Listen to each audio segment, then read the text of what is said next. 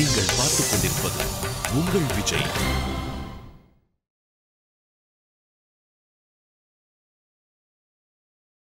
சுவாமியே சரணமையப்பா, சுவாமியே சரணமையப்பா, சுவாமியே சரணமையப்பா. ஐயப்பனை வழிபடுவதற்கும் அவர் அருள் பெறுவதற்கும் பூர்வ ஜென்ம பாகியம் இருக்க வேண்டும்.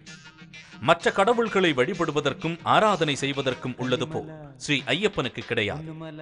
இவரை 18ஆம் படியேறி தரிசிக்க தலையில் இருமுடி சுமந்து கொண்டு செல்ல வேண்டும். கன்னிமல, பொன்னுமல, புண்ணியமல, சபரிமல, மணிகண்டன் வாழும் மல. பக்தர் பரகோடி கெட்டேந்தி பல நாட்டில் நின்னெத்தி சரணம் விழிக்கும் மல.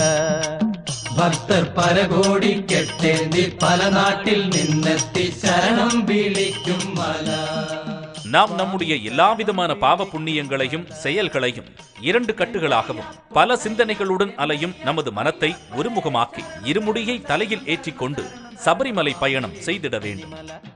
இருமுடி கட்டினை முன்கட்டு பின்கட்டு என பிரிக்கின்றன. முன்கட்டில் ஸ்ரீ ஐயப்பனின் அபிஷேகத்திற்கு தேவைப்படுகின்ற நெய்யால் நிரப்பப்பட்ட தேங்காயும், பூஜைக்கு தேவையான கற்பூரம், கற்கண்டு, புஷ்பம், மஞ்சள் பொடி, பழம் மற்றும் காணிக்கைகளையும், அத்துடன் 18ஆம் படிக்கு முன்பாக உடைத்து வழிபட தேங்காயும் எடுத்துச் செல்ல வேண்டும். பின்கட்டில் நம் பயணத்திற்கு தேவைப்படுகின்ற பொருட்களுடன் ஐயப்ப சுவாமிகள் இருமுடி கட்டி புறப்பட வேண்டும். ஒவ்வொரு ஐயப்ப சாமியும் குருசாமியின் வழி நடத்துதலின் படியே இருக்க வேண்டும்.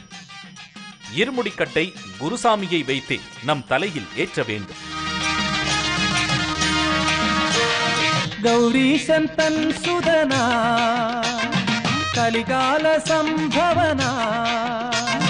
கௌரீசன் தன் சுதனா, கலிகால சம்பவனா. பம்பா நதிக்கரையில் எருமேலியில் பேட்டை துள்ளல் முடித்து மலையேறும் பக்தர்கள் நீலிமலை, அப்பாச்சிமேடு, சபரிபீடம் கழிந்து சரங்குத்திக்கு வர வேண்டும். கன்னிசாமிகள் கையில் கொண்டு வந்த சரங்குத்தியை இங்கே சேர்க்க வேண்டும் என்பது ஐதீகம். மகிஷிய சம்சார பிஞ்சிக கொண்டொரு தேவகன்யகையாக்கி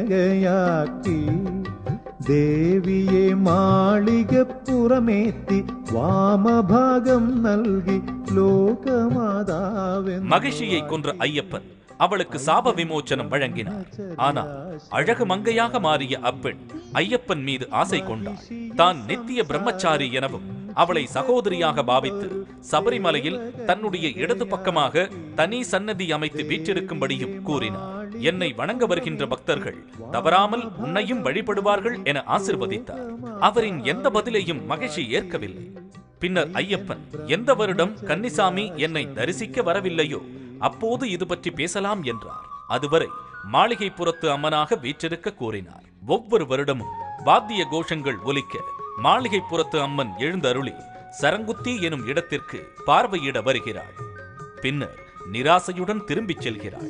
இதுவரை அவளது கனவு நிறைவேறவில்லை. ஸ்ரீராமச்சந்திரனு காய்கனி நேதிச்சு ஸ்ரீ ஐயப்பனுக்கு வசிஷ்ட மகரிஷி சனிதோஷம் வராதிருக்க சனி நிவர்த்தி மந்திரமும் காட்டில் உடல் நலமாயிருக்க வித்தைகளும் கற்றுக் கொடுத்தார்.